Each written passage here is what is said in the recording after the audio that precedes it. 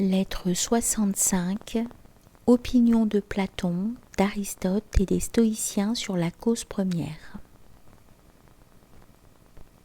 La maladie m'a pris une partie de la journée d'hier.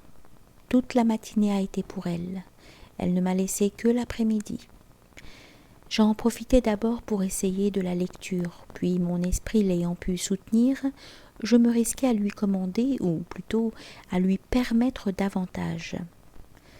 Je me mis à écrire, et même avec plus d'application qu'à l'ordinaire, en homme qui lutte avec un sujet difficile et qui ne veut pas être vaincu. Enfin il me vint des amis qui me firent violence et m'arrêtèrent tout court comme un malade intempérant. Je cessai d'écrire pour converser, et je vais t'exposer le sujet sur lequel nous sommes en litige. Nous t'avons constitué arbitre. Tu as plus à faire que tu ne penses. 3 parties sont au procès. Nos stoïciens disent, comme tu sais, qu'il y a dans la nature 2 choses. Principe de tout ce qui se fait, la cause et la matière. La matière, gisante et inerte, se prête à tout, toujours au repos, si nul ne la met en mouvement. La cause, c'est-à-dire l'intelligence, façonne la matière et lui donne le tour qui lui plaît. Elle en tire des ouvrages de toute espèce. Il faut donc qu'il y ait et la substance dont se fait la chose et l'action qui la fait. Celle-ci est la cause, l'autre est la matière. Tout art est une imitation de la nature. Et ce que je disais touchant l'œuvre de la nature doit s'appliquer aux œuvres de l'homme. Une statue a exigé une matière qui souffrit le travail de l'artiste, et un artiste qui donna à cette matière une figure. Dans cette statue, la matière était l'airain, la cause, le statuaire. Toute autre chose est dans ces conditions. Elle se compose de ce qui prend une forme et de ce qui la lui imprime. Les stoïciens veulent qu'il n'y ait qu'une cause, la cause efficiente. Suivant Aristote, la cause est de 3 genres. La première, dit-il, est la matière même, sans laquelle rien ne peut se faire. La seconde est l'ouvrier.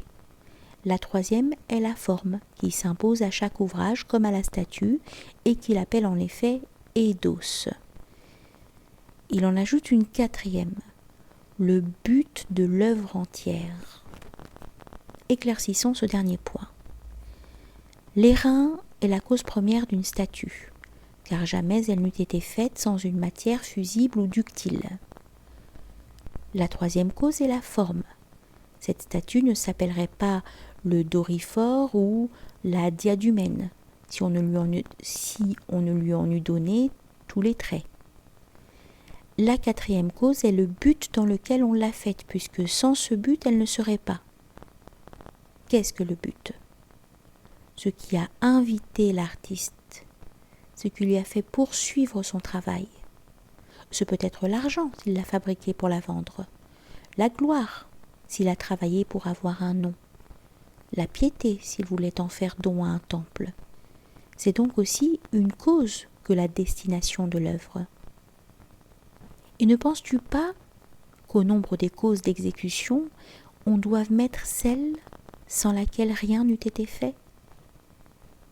Platon en admet encore une 5e, le modèle qu'il appelle idée. C'est ce qu'a devant les yeux l'artiste en faisant ce qu'il a l'intention de faire. Or, il n'importe qu'il ait ce modèle hors de lui pour y porter son regard, ou qu'il l'ait conçu et posé au-dedans de lui-même. Ces exemplaires de toutes choses, Dieu les possède en soi. Les nombres et les modes de tous les objets à créer sont embrassés par la pensée divine. Elle est pleine de ces figures que Platon nomme les idées immortelles, immutables, inépuisables. Ainsi, par exemple, les hommes périssent. Mais l'humanité par elle-même, d'après laquelle est formé l'homme, est permanente. Ceux-là ont beau souffrir et mourir, celle-ci n'en sent nul dommage. Les causes sont donc au nombre de 5 d'après Platon. La matière, l'ouvrier, la forme, le modèle, le but. Après quoi vient le produit de tout cela. Ainsi, dans la statue dont nous parlions en commençant la matière, c'est les reins. L'ouvrier, c'est le statuaire. La forme, ce sont les traits qu'on lui donne.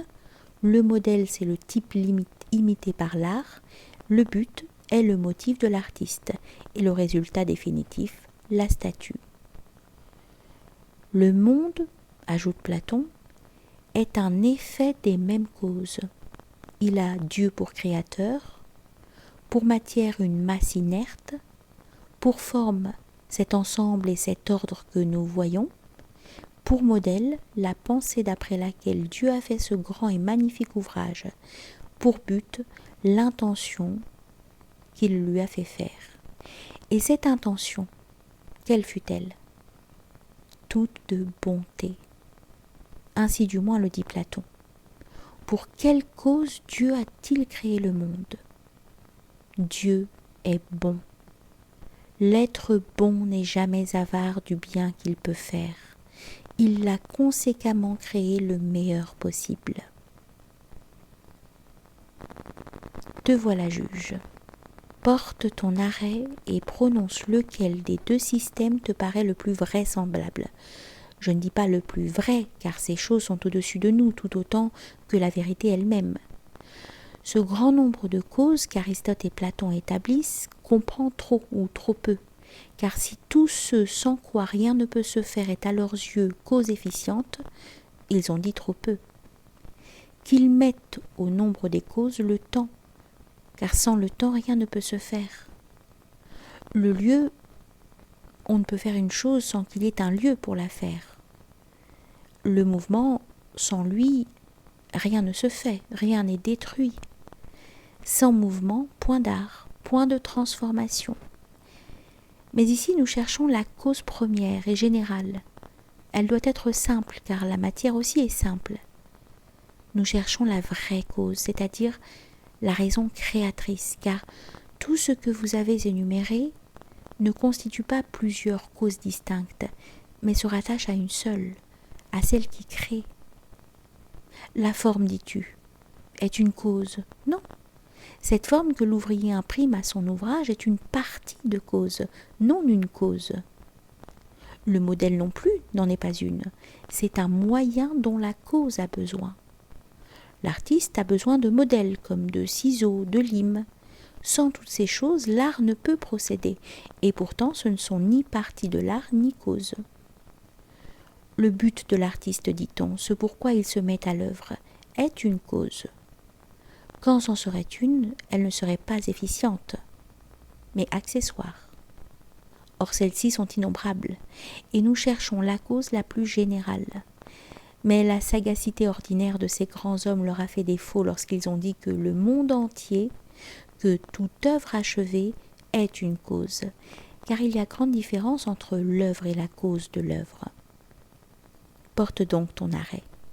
Ou, ce qui est plus facile en de telles matières, dis que tu n'y vois pas assez clair et ajourne-nous. Tu vas demander quel plaisir je trouve à consumer le temps sur des abstractions qui ne guérissent aucune passion, qui ne chassent nul mauvais désir. Mais je songe et travaille avant tout à ce qui fait la paix de l'âme. Je m'étudie d'abord et ensuite l'univers. Et ce n'est pas là un temps perdu comme tu l'imagines. Toutes ces questions, quand on ne les morcelle et ne les étire point en subtilité sans portée, élèvent en l'allégeant notre âme, qui sous le poids étouffant de la matière aspire à déployer ses ailes et à revoir un ordre de choses dont elle a fait partie.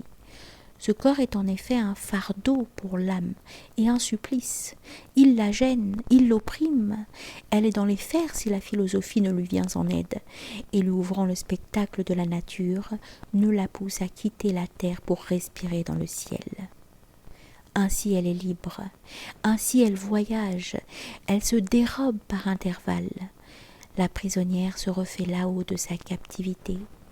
Comme après un travail délicat qui absorbait son attention et fatiguait sa vue, l'artiste, s'il habite une demeure sombre et mal éclairée, sort dans la rue et s'en va dans quelque lieu consacré au délassement public, où ses yeux puissent jouir de la libre lumière. Ainsi l'âme, enclose dans son obscur et triste logis, prend le large toutes les fois qu'elle le peut et se repose dans la contemplation des scènes de l'univers. Le sage et l'aspirant à la sagesse, quoiqu'enchantés à leur corps, s'en détachent par la meilleure partie de leur être. Toutes leurs pensées tendent vers une sphère supérieure, et pareils aux mercenaires engagés par serment, la vie est pour eux une milice. Ils ont habitué leur cœur à n'avoir pour elle ni affection ni haine, et se résignent à la condition mortelle, quoiqu'ils sachent que de plus amples destinées les attendent. M'interdiras-tu la contemplation de la nature ? M'arracheras-tu à ce bel ensemble pour me réduire à un coin du tableau ? Ne puis-je m'enquérir de quelle manière tout a pris commencement ?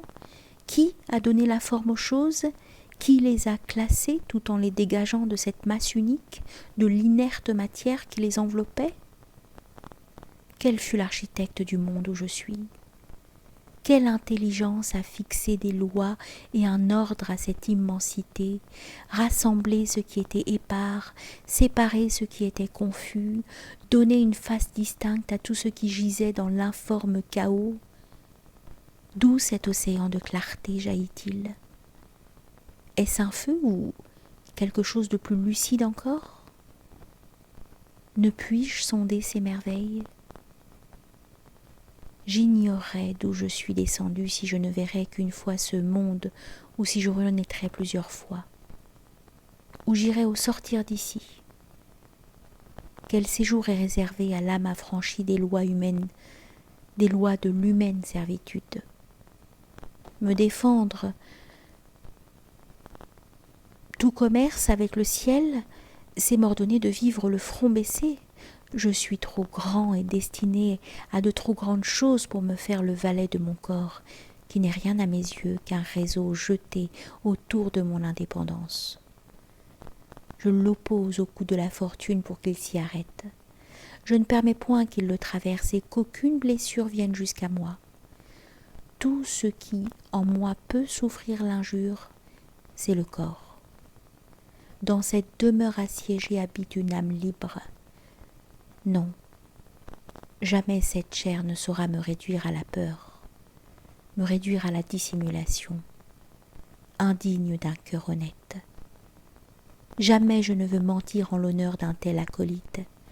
Quand il me plaira, je romprai l'alliance qui nous associe, sans toutefois que, même à présent, les parts entre nous soient égales. L'âme s'arrogera tous les droits.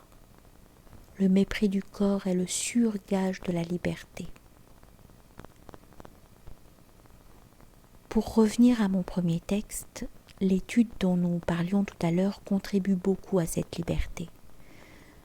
Tout en effet vient de la matière et de Dieu.